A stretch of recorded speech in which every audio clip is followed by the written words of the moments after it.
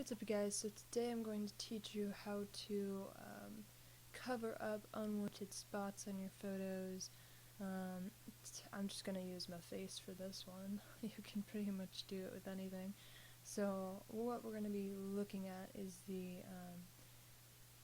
healing brush tool today. So it's a very simple tool to use. Just got to use it correctly. So yeah, what we're going to get rid of is some of this acne here, some of the bags under my eyes, and these lines on my forehead. We'll just tone those down a little bit, and then we'll fix my eyebrows here. So yeah, it should be pretty simple. Just gotta use the tool right. So we're going to go to the Band-Aid tool, which it should look like this if you restarted your default settings here. So you're going to press and hold on the icon and go to Healing Brush tool. And what you're going to do is find a clear patch of skin. So let's say right here on my cheek, and you're going to press Alt and then select. You see that little target thing that comes up, you're going to press it, and it shows up with a skin color, as you can see. And so basically what we're going to do, press and click, and you just cover that up. Excuse my phone. So let's say so a bad place that we could select is like maybe right here, because if we started, covering stuff up and I went down, my eye's gonna show up. I know, I like my eyes too, but like, I don't think I want them in the middle of my mouth. So that's not a good place to select where you want.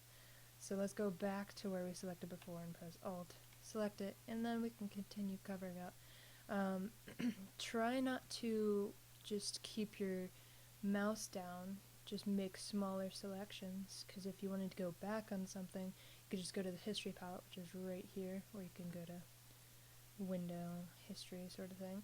But I find this easier, and you can just go back on your selection by pressing the past clicks. So let's continue on this, covering stuff up, getting rid of all the red spots. I think that looks somewhat decent. So yeah, that's not bad. So that cleared it all up.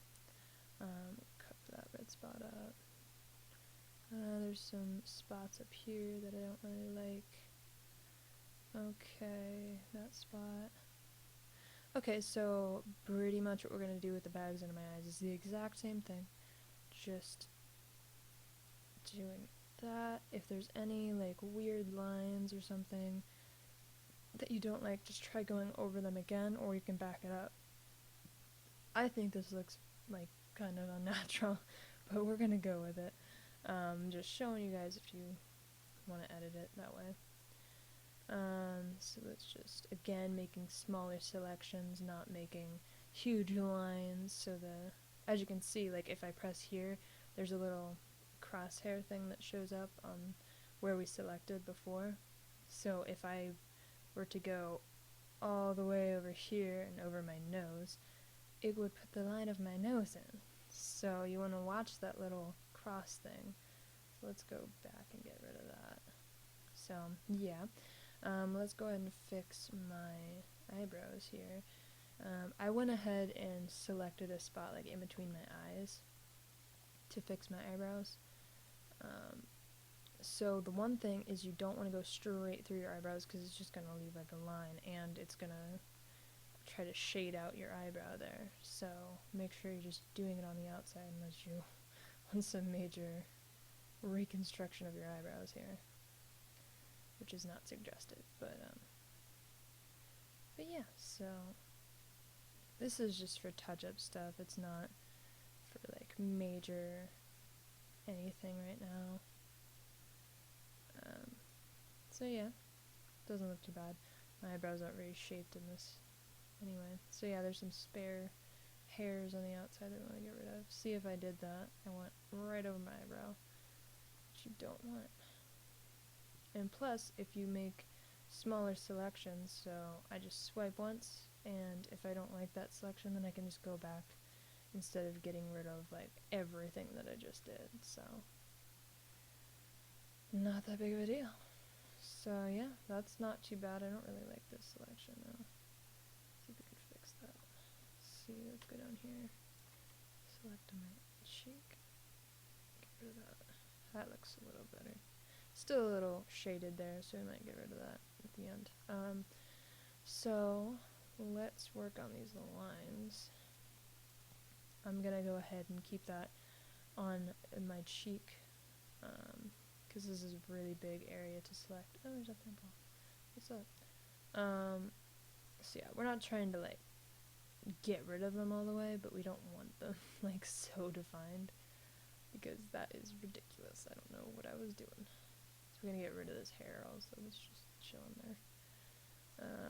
Just tone it down, because dang, I was so excited. Now I look like I have hills on my face. Maybe we'll just tone it down a little bit more. Okay, that looks better. Yeah, I mean, I think that looks pretty good.